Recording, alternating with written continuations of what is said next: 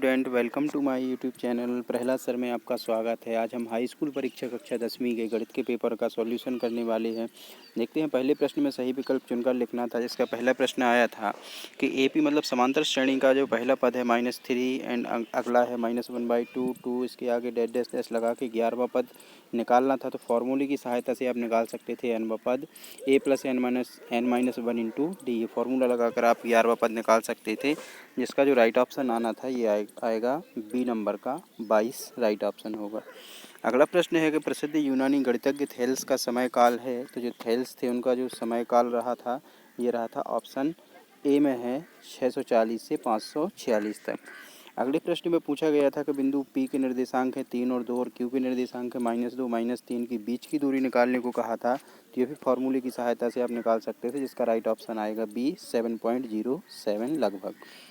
अगला प्रश्न पूछा गया था कि द्विघात बहुपद ax² + bx + c का आलेख एक प्रकार होता है। तो ये होगा ऑप्शन सी, इसका राइट ऑप्शन रहेगा जो रहेगा परवलय के आकार का। अगला प्रश्न देखते हैं, इसमें पूछा गया था कि रेखिक समीकरण युग्म a1x b1y + c1 = 0 है। तो a2x + b2y + c2 = 0 है। ये संगत कब होगा, यानी कि इसके जो हल होंगे अद्वितीय हल होगा लगभग इसका। तो इसका जो राइट ऑप्शन होगा ये होगा a1/a2 not equal to b1/b2। चलिए अंतिम प्रश्न देखते हैं इसका कि द्विघात समीकरण ax² + bx + c = 0 लिखा है कि कोई मूल वास्तविक नहीं होते। यदि चार कंडीशन दी है कि मूल वास्तविक नहीं होते हैं, तो इसका जो राइट ऑप्शन होगा ये होगा डी वाला होगा। ये है p² - 4ac, मतलब इसकी जो वैल्यू है ये 0 से छोटी होनी चाहिए, तो इसके मूल वास्तविक नहीं होते हैं। चलिए अगला प्रश्न देखते हैं। अगला प्रश्न है जिसमें रिक्त स्थानों की पूर्ति करना था। पहला प्रश्न देखते हैं कि सभी खाली स्थान त्रिभुज समरूप होते हैं। तो इसका जो राइट ऑप्शन रहेगा ये होते हैं सभी समरूप त्रिभुज होते हैं। सभी समरूप यानी कि समबाहु त्रिभुज होते हैं, जो कि कैसे होते हैं, समरूप होते हैं, समबाहु त्रिभुज। अगला जो खाली स्थान है उसमें लिखना है कि त्रिज्या r वाले वृत्त के एक त्रिज्यखंड जिसका कोण अंश में थीटा दिया है कि संगत चाप की लंबाई होती है। तो इसका जो राइट ऑप्शन रहेगा चाप की लंबाई निकालने वाला जो फॉर्मूला लिखेंगे ये होता है θ/360 होगा। इसका राइट ऑप्शन रहेगा कि θ/ होता है 360 और त्रिज्यखंड का अपने लिए क्या निकालना है, अंश वाला निकालना है। तो ये आ जाएगा 2πr रहेगा इसका राइट ऑप्शन।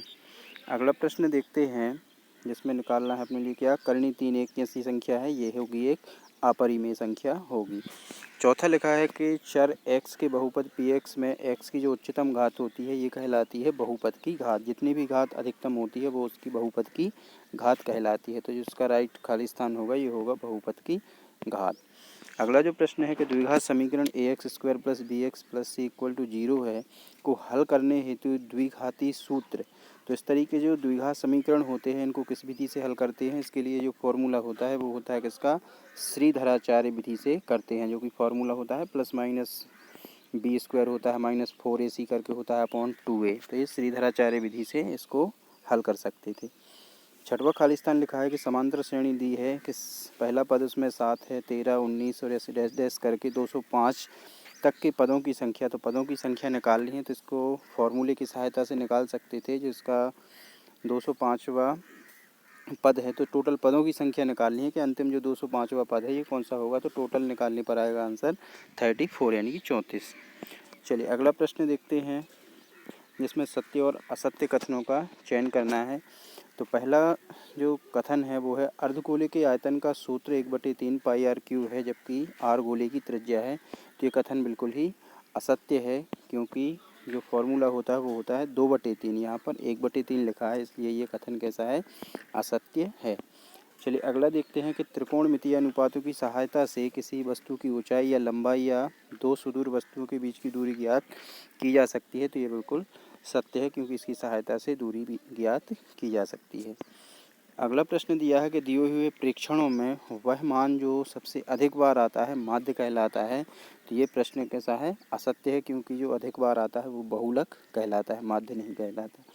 चौथा है कि किसी प्रयोग की सभी प्रारंभिक घटनाओं की प्रायिकता का योग 1 होता है। तो ये बिल्कुल सत्य है। पांचवा प्रश्न है कि वृत्त को दो बिंदुओं पर प्रतिच्छेद करने वाली रेखा को त्रिअक्षेदी रेखा कहते हैं। तो ये कथन भी सत्य है। छठवां प्रश्न है कि एक निश्चित घटना की प्रायिकता 1 होती है, तो ये कथन भी बिल्कुल सत्य है। चलिए अगला प्रश्न देखते हैं जिसमें सही जोड़ियाँ मिलानी है। तो पहला कथन देखते हैं जिसकी जोड़ी मिलानी है कि त्रिज्यखंड का जो क्षेत्रफल है, तो त्रिज्यखंड का जो क्षेत्रफल होता है ये होता है θ/360 पाई आर स्क्वायर, ये होता है त्रिज्यखंड का क्षेत्रफल। अर्धगोले का आयतन जो कि अभी ऊपर पूछा गया था ये होता है 2/3 पाई आर क्यों, वहाँ पर 1/3 लिखा था। तीसरा लिखा हुआ है कि साइन स्क्वायर 25 लिखा है, मतलब ये सर्वसमीका लिखी हुई है कि sine square theta plus cos square theta, theta की वैल्यू यहाँ पर लिखी है, तो इसका जो आंसर होता है ये हमेशा क्या होता है, 1 होता है। चौथे नंबर पे लिखा है कि टेन थीटा, तो टेन थीटा की वैल्यू सबको पता होगी। टेन थीटा का जो फॉर्मूला होता है टेन थीटा बराबर होता है sine theta upon cos theta. पाँचवें नंबर पे लिखा हुआ है कि सेक स्क्वायर थीटा -1, ये भी सर्वसमीका ही है जिसका वैल्यू होता है क्या, टेन स्क्वायर थीटा, यानी कि जो सर्वसमीका थी कि 1 + टेन स्क्वायर थीटा इक्वल क्या होता है, सेक स्क्वायर थीटा। अंतिम लिखा हुआ है कि टेन 30, तो टेन 30 की जो वैल्यू होती है ये कितनी होती है, ये होती है 1/3, जो कि लास्ट में लिखी हुई है जी नंबर पर, जिसकी जोड़ी यहाँ तक मिला सकते हैं कि टेन 30 की वैल्यू कितनी होती है, 1/3। चलिए अगला प्रश्न देखते हैं। इसके बाद एक वाक्य में उत्तर देना है, जिसमें पहला प्रश्न देखते हैं कि द्विघात बहुपद ax² + bx + c के शून्यकों का गुणनफल का सूत्र होता है। तो यहाँ पर जो गुणनफल का सूत्र होता है, तो पहले तो योगफल का होता है -b/a, गुणनफल का क्या होता है, c/a, तो इसका जो राइट ऑप्शन होगा वो होगा c/a। दूसरे प्रश्न में पूछा है कि वृत्त के स्पर्श बिंदु की परिभाषा, तो स्पर्श बिंदु की जो परिभाषा होगी ये लिख सकते थे कि वृत्त को जो स्पर्श करती है जो रेखा, उसे ही स्पर्श रेखा कहती है। तीसरे में लिख सकते हैं कि एक वृत्त के वृत्तखंड के क्षेत्रफल का सूत्र लिखना है, तो वृत्तखंड का क्षेत्रफल निकालना है, तो यहाँ पर भी लिख सकते हैं वो जो फार्मूला पिछला लिखा था कि θ/360, और यहाँ पर क्या लिख सकते हैं, पाई आर स्क्वायर, क्योंकि यहाँ पर क्या निकालना है, क्षेत्रफल निकालना है। चाप की लंबाई निकालते हैं तो वहाँ पर 2 पाई आर लिखते हैं। चलिए अगला देखते हैं कि किसी AP यानी कि समांतर श्रेणी के nवां पद ज्ञात करना है, तो उसका जो फॉर्मूला होता है, तो इसका जो फॉर्मूला लिखना है, तो ये फॉर्मूला होगा चौथे वाले का, ये होगा nवां पद यदि निकालना होता है तो इसका जो फॉर्मूला लिखेंगे a + n - 1 × d, इसका ये राइट फॉर्मूला हो जाएगा। अगला प्रश्न लिखना था कि आधारभूत समानुपातिक प्रमेय का कथन लिखिए। तो आधारभूत जो समानुपातिक प्रमेय है ये थेल्स प्रमेय होता है, तो इसका जो कथन होता है ये क्या होता है कि किसी त्रिभुज इस तरीके से बनाते थे, किसी त्रिभुज के एक रेखा के समांतर, यानी कि एक भुजा के अगर समांतर इस तरीके से कोई रेखा खींचते हैं तो वो अन्य दो भुजाएं, यानी कि ये दो भुजाएं हैं, तो इनको कैसी करती है, ये समान अनुपात में विभाजित करती है। तो इनके जो अनुपात होते हैं ये कैसे होते हैं, बराबर होते हैं। तो परिभाषा लिख सकते थे कि एक त्रिभुज के किसी भुजा के समांतर खींची गई रेखा अन्य दो भुजाओं को समान अनुपात में विभाजित करती है। चलिए अगला प्रश्न है जो छठवां के वृत्त की छेदक रेखा की परिभाषा लिखिए। तो वृत्त की छेदक रेखा की परिभाषा लिख सकते थे कि वह रेखा जो वृत्त को किन्हीं दो बिंदुओं पर भेदन करे, तो उसे क्या कहते हैं, वृत्त की छेदक रेखा कहेंगे, जो किन्हीं दो बिंदुओं पर स्पर्श करे या फिर छेदती हो इसको निकल जाए।